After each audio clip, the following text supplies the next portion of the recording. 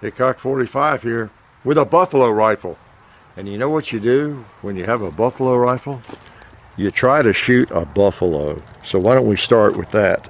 Good old Federal Ammo, appreciate their help. We're going to try one over 230 yards. Don't have any special sights on this thing, but I'm going to try it. All right, got a buffalo way over there. See if I can walk him into it or walk him down to it, one or the other.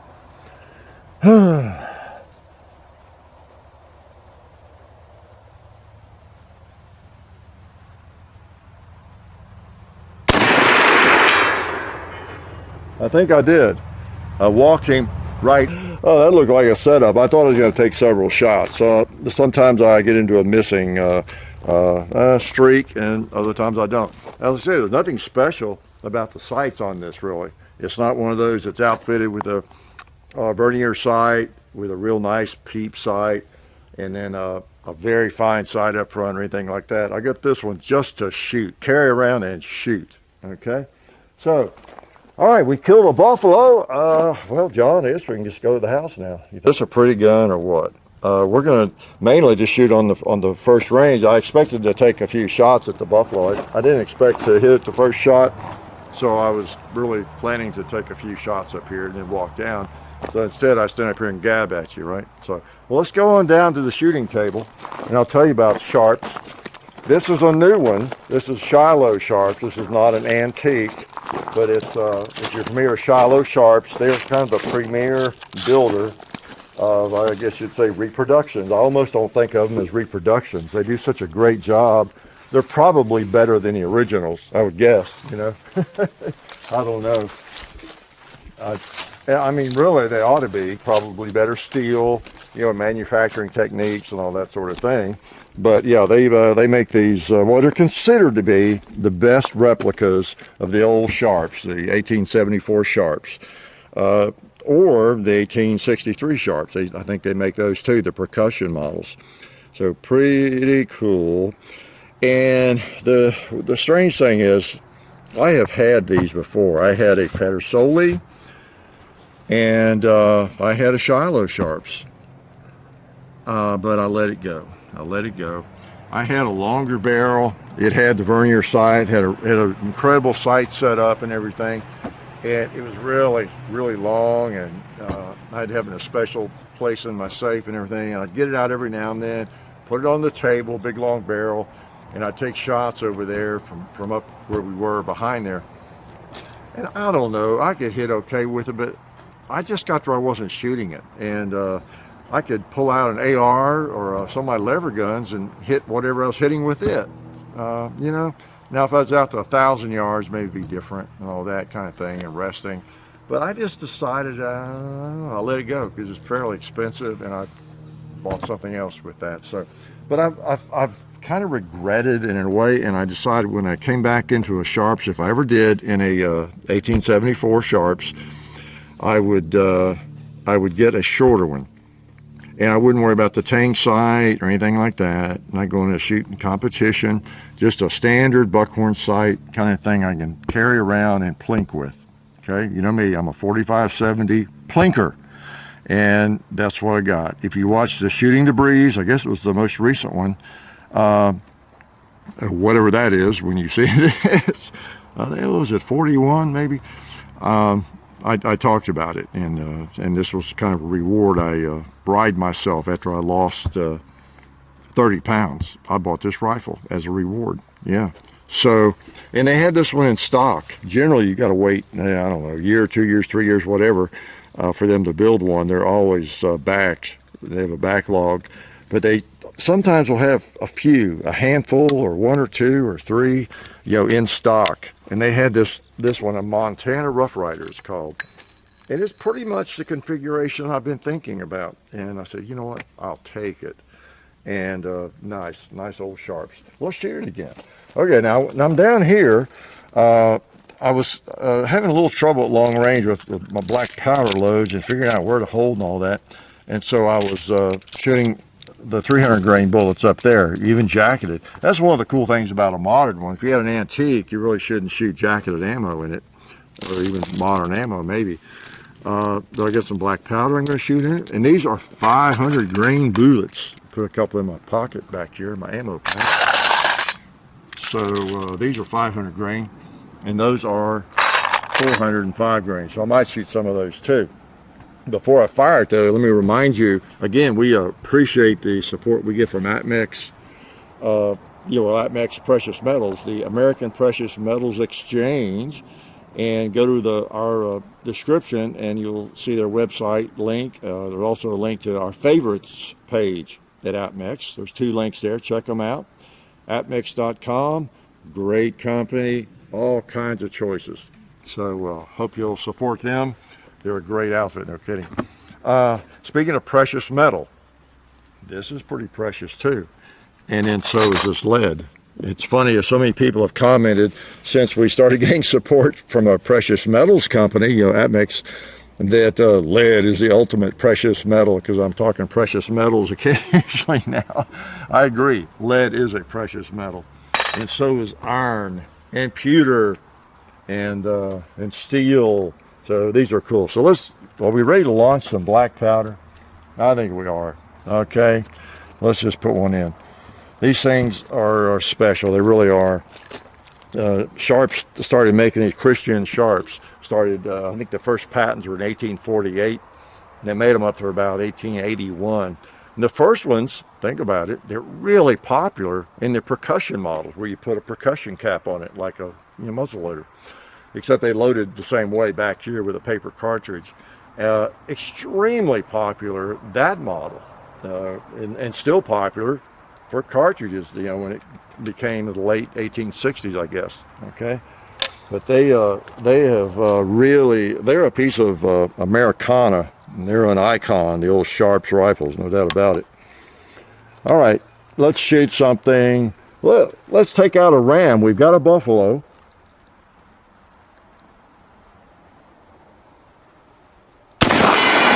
All right, we killed him the right way with black powder.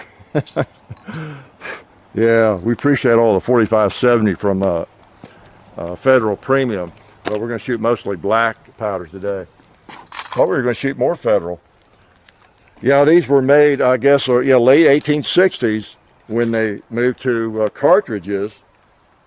Then this design really lent itself well to that transition because they didn't really change it much other than the priming mechanism. They work the same way. In fact, if you see one in an antique show, a gun shop, I guess there are replica companies that even make the percussion models. Yeah, of course they do.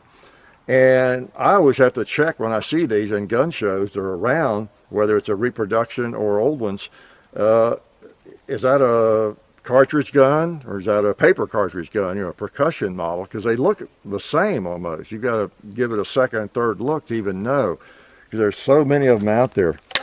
And with these, you want to cock it on half cock, so when you work the bolt, the falling block, you don't damage the firing pin. So first thing you do after you fire is pull that back to that first cocking position, and you can work that with any trouble. All right. The old Sharps, you've probably seen it in Quigley Down Under, right? That was in 1874, a little bit different configuration. Let's take out that other ram over there.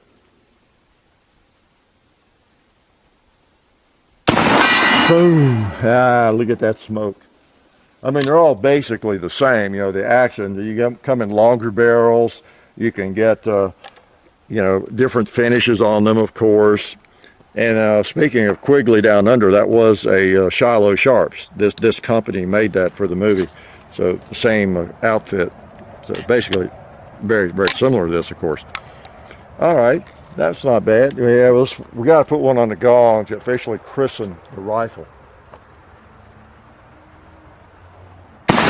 Boom! And I apologize for the rubber on the back, but oh man, I'll show you that. It's got the steel butt plate, which I like. And again, 4570 really doesn't kick that much, especially with this heavy rifle. But I like the length. I like that butt plate. That's cool. You can get these things at oh man, so many different configurations. Am I putting that on upside down? No, yeah, like this. Oh man, any kind of barrel length, Shiloh Sharps. You go to their website, it's It's like Disneyland. And you just basically build your rifle, and then you know, it takes a long time to get one, really, but they're cool, no doubt about it. And any kind of wood. This one I think is semi-fancy, and they've got extra fancy wood. And the cool thing about Shiloh is they're built in-house. They do everything. They make the barrels. It's just the whole night. The wood. Well, they don't make the wood. I think they get it out of Missouri. But they do the stocks there and just everything, and it's pretty cool. They started out, I think, in 1970s, 76 or something, in New York, believe it or not, Farmingdale or somewhere, and then they moved to, get this, Big Timber, Montana.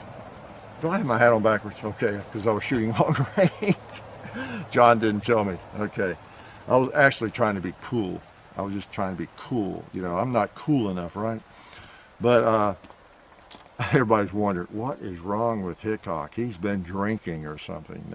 No, since I did that, when it's really hot, it's up in the mid to high 90s today, I've discovered if I turn my hat around, I'm not quite as hot, okay? And so they don't need the sun out of my eyes maybe, so I do that sometimes when I'm not on video. Okay, anyway, just trying to be cool, actually. So they moved to Big Timber, Montana. I mean, it's right on the, yeah, look at that. Big Timber, Montana. I mean, is there any more appropriate sounding place to build a rifle like this? The old Buffalo guns. That's neat. And so, yeah, they moved out there in the 80s, and they're still making them. And they make them all calibers, barrel lengths, just really cool. Again, it's kind of the holy grail of the 1874 Sharps, or any Sharps rifle. They make 1870, 63s and 74s, and I think even some others. But other than an original, of course.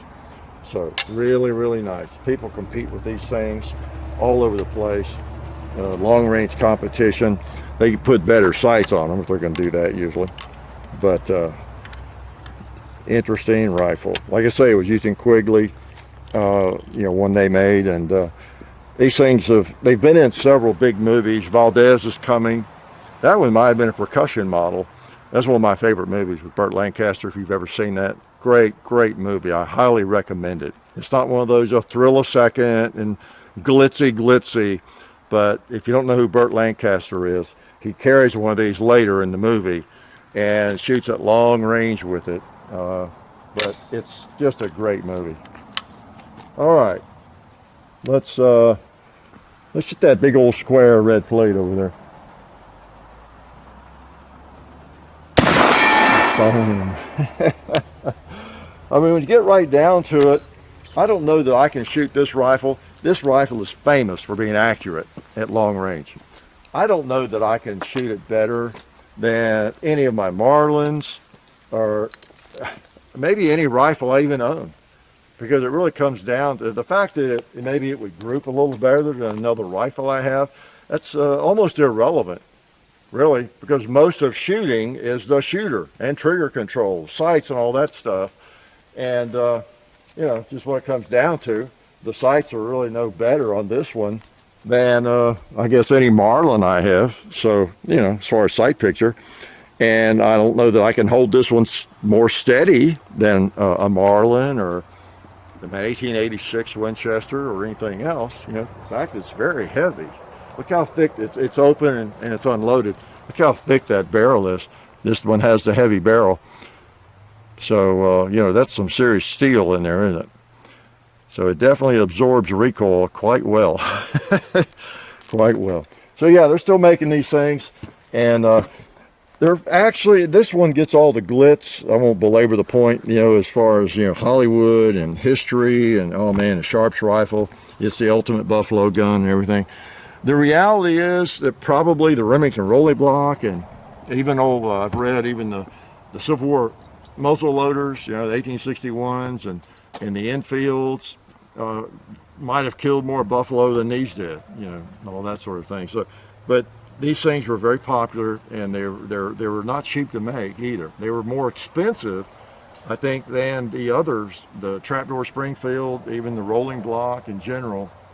And so the average guy, quote unquote, whatever that was, didn't necessarily have one of these and couldn't even afford one maybe. I think early on it was more the professional hunters that had these perhaps, and you didn't have to have one of these, but they have all the panache. They're so cool. And let's shoot some more black powder. Let's make some more noise. And let's create some more smoke. Let's shoot this paper before we forget over here. Put some soot on it. I'm not close enough to put soot on it, I guess. Boom. So now one thing you can do, I don't want to scratch the wood up, but you know, if you're in combat or something, you know, you can have rounds at the ready like this. Okay. So I'm gonna load it, shoot a couple of things here. Boom. Get that one out and put Nolan in. Now it's not exactly the fastest loading firearm in the world, but let's see. Cocked. Went off for a minute, actually. Grab that case, it's right there handy. Put it in there. Shouldn't have had it fully cocked. I've not practiced my speed loading with it. It's not high on my priority list. I just wanted to show you. You can have a couple of rounds or more in your hand, between your fingers, and you know, you can go ahead and shoot the thing. Wow, I love that smoke. I love it. Oh boy. Let's pop that 2-liter I missed, just to get even with him. Make some more smoke. I'll lay it down here, let you look at it again. It's just a beautiful thing. Like I say, Christian Sharps patented this at 48, and they started making them about 1850. Like I say, the percussion models loaded with a very similarly, but it was a paper cartridge as a breech loader. So the cavalry loved that, and it wasn't all that different than you know, what I'm doing now, except you had to put the cap on it. And they were used on the Union side extensively, you know, in the cavalry, extensively. So I think it was the most popular or the most widely used carbine for the cavalry, you know, on the north side of the Federals. So it's just got a lot of history. If you're familiar with, what was the name, Beecher, one of they're called Beecher's Bibles, because in Bleeding, Kansas, back there, and actually before the war, Civil War, I guess, where there was so much, there's just so much fighting back and forth. You know, those border states, really a tough time, Missouri and Kansas, especially Missouri, where you had a lot of people living in close proximity that had sympathies for, you know, opposite sides, you know, slavery, anti-slavery, pro-slavery, anti-slavery, all that stuff that led to the war, you know. And so a lot of people's houses were burned and they were killed, just all kinds of crazy stuff going on those border states. And what was his name? I can't remember his first name. Henry Ward Beecher was a famous abolitionist, and his men, his supporters, a lot of them had the Sharps, I guess the carbine or the Sharps rifles, so they got to call them Beecher's Bibles, you know. So anyway, that was a little bit of history you might have heard about anyway, but they just have a lot of history, and they're beautiful rifles. I mean, just look at that. The way it's made. I mean, it's practical and everything is for a reason, but it's just an interesting design. It's one reason I have never owned a Ruger #1, which is one of maybe the best single shot ever made in terms of strength and durability, and just a great gun. I don't know when they started making that, 40s, 50s or something, 1950. I've come close a few times, but I can never get past, you know me, the traditional firearms. If I want a single shot, I want a muzzle loader, or I want one of these, or a high wall, a rolling block. I just want an old design, you know, and it's kind of where I fall down on that. So that's the way it goes. All right, let's shoot some more, and I'm trying to think anything I haven't bored you with. I don't know. I don't know a lot about it. I just know I like them. Well, one of the famous shots with one of these, you may have heard about the second battle of Adobe Walls or something like that in North Texas, the Panhandle, I think, is where it took place. Billy Dixon He and about 25 or 30 buffalo hunters got pinned down by, I don't know, close to 1,000 or more Native Americans. You know, it's back in the time with the Indian Wars going on. And they held them off because they were buffalo hunters and they had these rifles and they could shoot. And Billy Dixon's famous for supposedly, and I think it's pretty well documented, he picked one up and he shot one of the Native Americans, Indians, at a mile. They estimated it being a mile, you know, off a horse, and it's one of the famous shots with one of these things. Okay, all right. So, not a pleasant thought, but you know, war is not a pleasant thought, any kind of it, and whoever's fighting, right? Let's. Speaking of battles, let's take out a cinder block over there, whatever's left of it.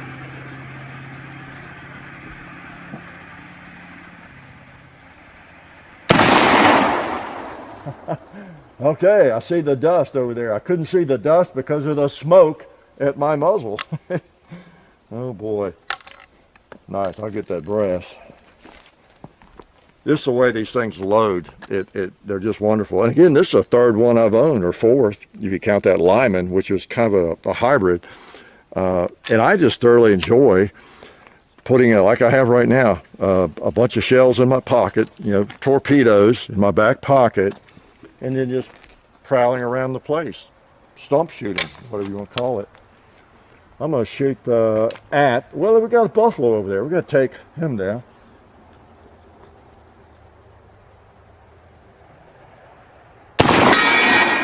Yeah, my buffalo rifle. It works on buffalo. And I think I've explained before what this, the reason it has two triggers, but let's do it again. That's a set trigger back there, okay? Now when you cock it, you can shoot it with just the front trigger. It takes a little more pull, all right? I don't know how many pounds, 8 or 10 pounds maybe.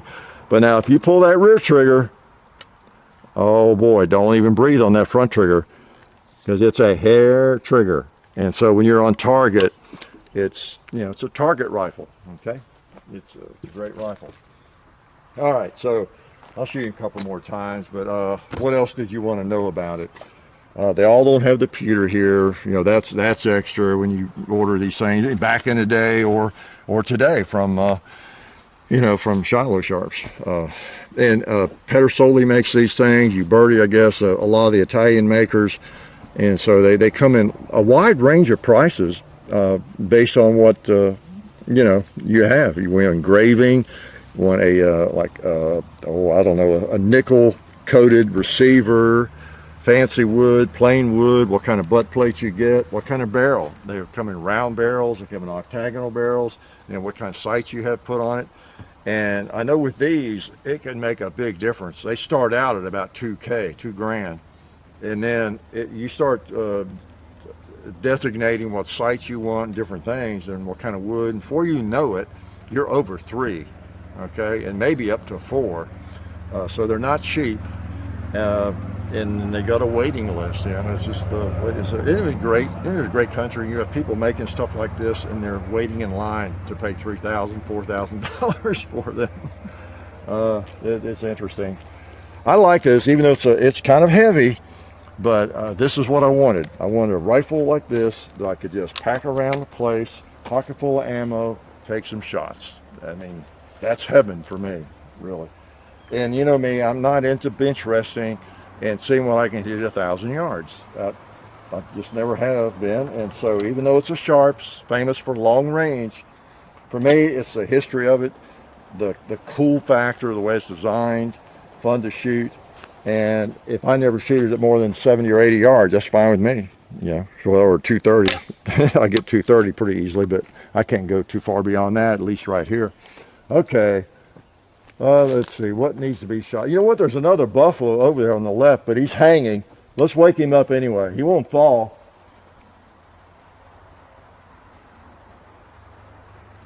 I heard him ring, though. Yeah, it's nice. Another round in here. We ought to do a little bowling, I guess. I mean, you know. There ought to be some velocity, you know. 45-7, that's a fairly long barrel, it's 28 inches. 26 might have been enough for me for what I wanted, but they actually had this one hanging in the shop. Let's see, I'm gonna try this again. I see a pig behind that 2-liter. I don't know if it was any chance of catching both of them or not. I'll try it.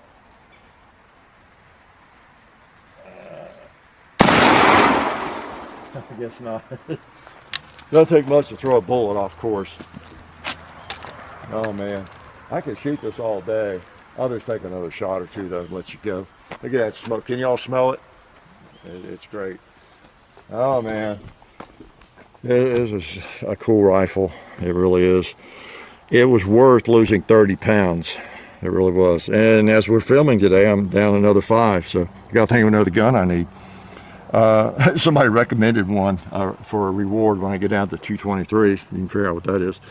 But hey, it doesn't hurt to bribe yourself. Oh, that's what I was going to do real quick. What I do after a few shots here, or if I take a pause at all, you know, I run a patch through here and make sure that black powder doesn't harden up on me. Okay, that's I've been shooting this thing off and on for several hours today, and this is just standard procedure. I shot black powder. Actually, it was this morning I think I took the first shots. It's late in the evening now, and I just run a little ballistol through there, keep that bore kind of clean. One thing about these old single shots, even with black powder, they're so simple to clean and keep clean. Way easier than a muzzle loader. So even though well, I mean, the fact you can get to it through the breech like this, so you don't want to let it sit around in the sun and let that stuff cake up in there. That's for sure. That residue. All right. So there's probably some things I have forgotten to tell you, but that's okay. I encourage you to study the history of these things. And if you haven't discovered the pleasure of a single shot rifle like this, especially a historical one, I feel sorry for you. Your education has a big gap in it, okay? It really does. And I expect you to do something about that at your earliest convenience. You know, I really, really enjoy an AR-15, and they're just a lot of fun. And but so is this. So let's just take one more shot, and I'll let you go eat dinner. What do you want me to hit? Oh, okay, I heard somebody say they want one more kill. Wow, are we bloodthirsty or what? Okay, I'll kill something. How about that pig over there on the left? We'll pretend he's a wild boar and he's about to charge.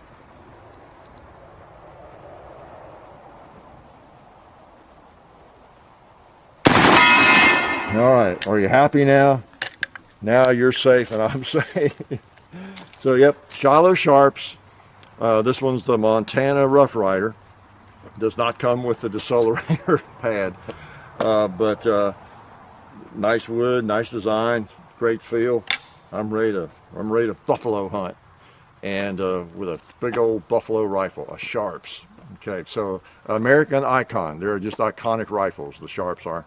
And they're featured in a lot of movies because they're so cool, and the way they work, and the history. And like I say, the percussion version of it was just as popular, if not more maybe, in terms of numbers. I don't know. But interesting piece of history. You might want to study up more on it. I highly recommend it. And maybe something you want to think about. A lot of companies make them. You know, the Shiloh Sharps are they're kind of the Cadillac of the bunch. You can get them for less money, but not a lot less. They're just not cheap, that's for sure. So get one of these and take yourself back to the Wild West. They're in 50 caliber, 45, 45 110, 50 110, 50 90, all sorts of cartridges and chamberings, and I love it. You'll probably see it again, don't you think? Yeah, you know it, don't you? Life is good. Oh yeah, that's better. This is a great gun for defense. Oh hey, didn't see you guys there. While I've got you here, I want to remind you of our friends over at Talon Grips and Ballistol. Talon Grips makes grips, can you believe it, for all different types of firearms. You can get rough texture or more of a rubberized texture. It just sticks right on there. really affordable, really cool option to improve the grip for your handguns or rifles. So please check them out at talongungrips.com. You'll be glad you did. And also Ballistol. Dad has been using Ballistol for many years. It's a cleaner and a lubricant, and it's non-toxic. It works really great, and we're happy to have them on board since it's been a part of our shooting endeavor for a very long time. So go to ballistol.com, talongungrips.com, and also while you're out there, I'm juggling all these things here. Also, while you're on the internet, please do check out our other social media like Hickok45 on Facebook. There's also Hickok45 on Twitter, The Real Hickok45 on Instagram. There's a John_Hickok45 on Instagram where I do some things. There's Hickok45.com. You can find us also on Gunstreamer. So check out all that stuff and then watch more videos.